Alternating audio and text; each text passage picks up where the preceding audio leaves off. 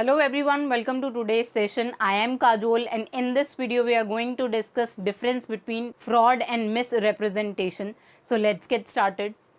तो अब यहाँ पे हम फ्रॉड और मिस रिप्रेजेंटेशन के बीच का डिफरेंस डिस्कस करेंगे, लेकिन यहाँ पर बेसिस का होना इम्पॉर्टेंट है। हमने पहले भी डिस्कस किया था कि जब भी हम डिफरेंस देखते हैं दो चीज़ों के बीच में, जब भी हम उनको डिस्टिंग्विश करते हैं तो उस केस में हमें उनका बेसिस डिफाइन करना इम्पॉर्टेंट होता है कि हम किस बेसिस पे दोनों चीज़ों को डिस्टिंग्विश कर रहे हैं या उनका डिफरेंस जो है वो डिफाइन कर रहे हैं। तो यहाँ पे हम दो बेसिस पर इन दोनों का डिफरेंस डिस्कस करेंगे, एक मीनिंग के बेसिस पे और एक इफेक्ट के बेसिस पे। तो इफेक्ट के बेसिस पे यहाँ पे दो डिफरेंसेस हैं जो हमने मार्क किए हैं, तो उनको हम डिस्कस करेंगे। तो पहले हम मीनिंग से स्टार्ट करते हैं। तो अब फ्रॉड के मीनिंग में हमने ये एक इम्पॉर्टेंट पॉइंट देखा था कि यहाँ पे फ्रॉड जो है वो इम्प्लाई करता है an intention to deceive, it is deliberate and wilful. मतलब कि यहाँ पर जो भी फ्रॉड है वो हमेशा इंटेंशनल होता है, वो इंटेंशनली किया जाता है और यहाँ पे डिसीव करना इम्पॉर्टेंट होता है। मतलब अगर हमें किसी भी कॉन्ट्रैक्ट को अगर फ्रॉडुलेंट मानना है तो उस केस में हमें ये इंश्योर करना इम्पॉर्टेंट है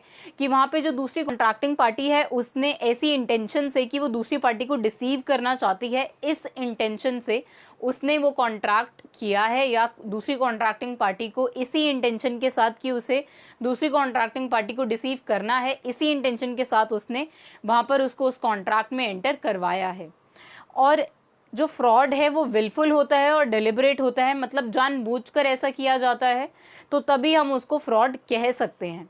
तो अब यहाँ पे मिस रिप्रेजेंटेशन कैसे अलग है फ्रॉड से, कि misrepresentation is innocent, unintentional and without any intention to deceive. मतलब यहाँ पे हमने फ्रॉड में देखा कि वो इंटेंशनल होता है, तो मिस रिप्रेजेंटेशन जो है वो इनोसेंट होता है, मतलब जानबूझकर ऐसा नहीं किया गया होता। और यहाँ पर अनइंटेंशनल स्टेटमेंट मेक की जाती है, मतलब दूसरी पार्टी को ऐसा कोई डिसीव करने के लिए वो नहीं किया जाता, उसमें अनइंटेंशनल होता है कि उससे कोई भी फैक्ट जो है मिस रिप्रेजेंट हो गया दूसरी कॉन्ट्रैक्टिंग पार्टी को। तो अब यहाँ पे without any intention to deceive होता है कि अगर दो कॉन्ट्रैक्टिंग पार्टीज़ हैं यहाँ पर, तो इसमें अगर ऐसा बोला है कि यहाँ पे इस पार्टी ने कुछ मिस रिप्रेजेंट किया है,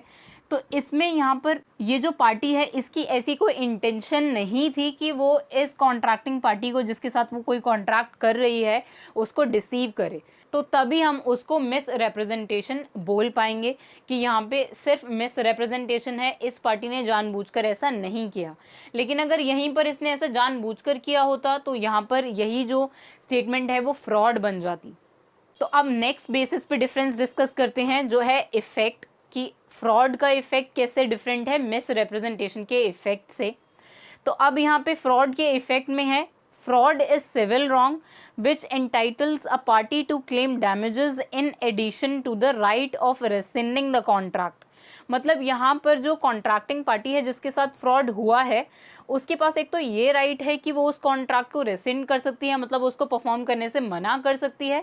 लेकिन क्योंकि फ्रॉड जो है वो सिविल रॉन्ग माना जाता है कि इसमें किसी भी कॉन्ट्रैक्टिंग पार्टी के राइट्स जो हैं वो रिसीव हुए हैं, तो इसीलिए हम इसको सिविल रॉन्ग बोलते हैं फ्रॉड को। और इसमें जिस पार्टी ने भी फ्रॉड किया है उसकी ये ड्यूटी है, वो ऑब्लिगेटेड है ऐसा करने के लिए कि वो जो दूसरी कॉन्ट्रैक्टिंग पार्टी है जिसके साथ भी उसने फ्रॉड किया है उसको जो भी डैमेजेस हुए हैं वो उसको कंपनसेट करे। और जो दूसरी कॉन्ट्रैक्टिंग पार्टी है उसके पास भी ये राइट है कि वो जो डैमेजेस हैं वो उनको क्लेम कर सकती है, प्लस वो उस कॉन्ट्रैक्ट को परफॉर्म करने से मना भी कर सकती है। मतलब यहाँ पे जो अग्रीव्ड पार्टी है उसके पास दो राइट्स हैं कि अगर उसका कोई डैमेज हुआ है तो वो उसको क्लेम कर सकती है, उसका कंपनसेशन ले सकती है, क्योंकि हम फ्रॉड को सिविल रॉन्ग बोलते हैं और सिविल रॉन्ग के केस में कंपनसेशन देना इम्पॉर्टेंट है, और या तो वो इस कॉन्ट्रैक्ट को परफॉर्म करने से मना भी कर सकती है। तो यहाँ पे ये एंड वाली कंडीशन है कि यहाँ पे जो अग्रीव्ड पार्टी है उसके पास दो राइट्स हैं कि वो उस कॉन्ट्रैक्ट को मना भी कर सकती है और डैमेजेस क्लेम भी कर सकती है। तो अब यही मिस रिप्रेजेंटेशन के केस में क्या होता है, misrepresentation gives only the right to avoid the contract and there can be no suit for damages। मतलब यहाँ पे misrepresentation में सिर्फ ऐसा राइट दिया जाता है अग्रीड पार्टी को कि वो उस कॉन्ट्रैक्ट को अवॉइड कर ले, मतलब रेसेंड करे उस कॉन्ट्रैक्ट से, उसको परफॉर्म ना करे, सिर्फ इतना ही राइट होता है अग्रीड पार्टी के पास। And there can be no suit for damages, मतलब कि अगर उसको मिस रिप्रेजेंटेशन की वजह से कोई डैमेजेस हुए हैं तो वो उसको क्लेम नहीं कर पाएगी।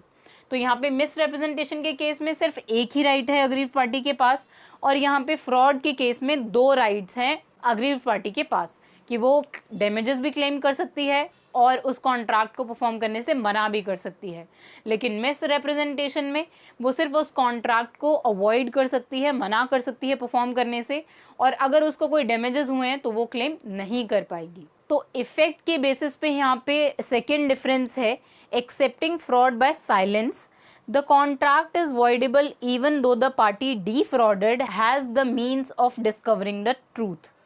मतलब यहाँ पर ऐसा है कि एक्सेप्टिंग फ्रॉड बाय साइलेंस, मतलब अगर हम यहाँ पे फ्रॉड बाय साइलेंस हुआ है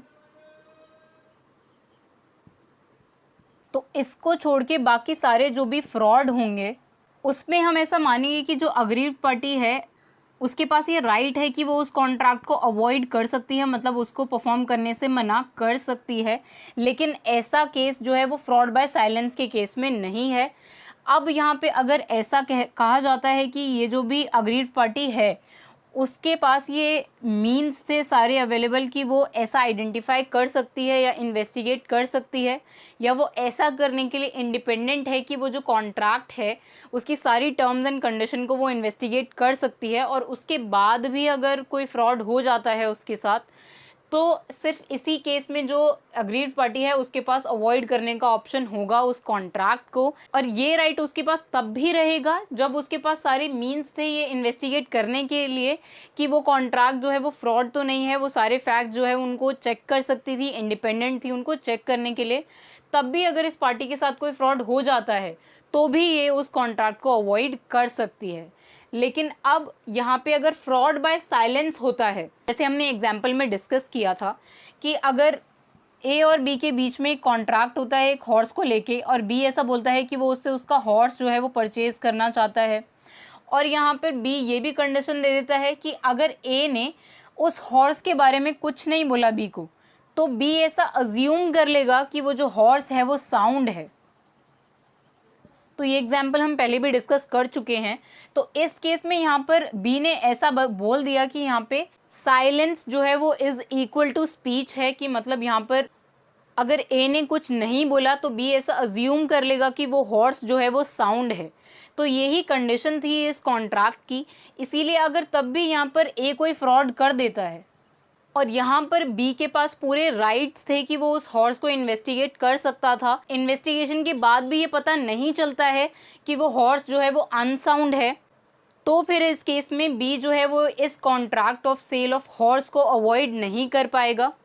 लेकिन अगर ऐसा केस नहीं है कि यहाँ पर silence is equal to speech का केस है, अगर इस केस को छोड़कर बाकी कोई फ्रॉड हुआ है यहाँ पर ए और बी के बीच में, तो इस केस में बी के पास राइट है कि वो उस कॉन्ट्रैक्ट को अवॉइड कर सकता है। अदरवाइज अगर ऐसा कोई कॉन्ट्रैक्ट है जिसमें silence is equal to speech है और बी के पास पूरा राइट है कि वो उस कॉन्ट्रैक्ट में जो टर्म्स है वो उनको इन्वेस्टिगेट कर सकता था, और उसके बाद भी कोई फ्रॉड हो जाता है, वो हॉर्स जो है वो अनसाउंड निकलता है, तो फिर इस केस में बी के पास जो है वो कोई राइट नहीं होगा कि वो उस कॉन्ट्रैक्ट को अवॉइड कर पाए।